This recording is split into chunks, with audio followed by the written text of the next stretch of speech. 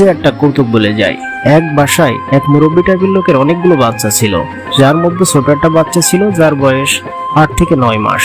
তো সন্ধ্যার সময় বাচ্চাটির ঘুম পাড়ানোর জন্য অনেক চেষ্টা করছিল, কিন্তু বাকি বাচ্চাগুলো চিল্লাপাল্লাতে তার ঘুম আসছিল না। মুরব্বী লোকটা অনেক কষ্ট করে তাদেরকে থামায় এবং ছোট বাচ্চাটার ঘুম পড়ায়।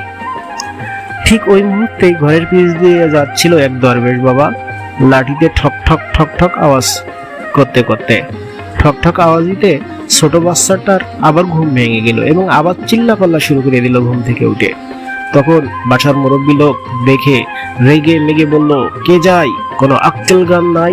লাঠির মাথায় একটা রাবার ঝুলিয়ে দিলে তো এত শব্দ হয় না, মানুষ এত বিরক্ত বোধ করে না।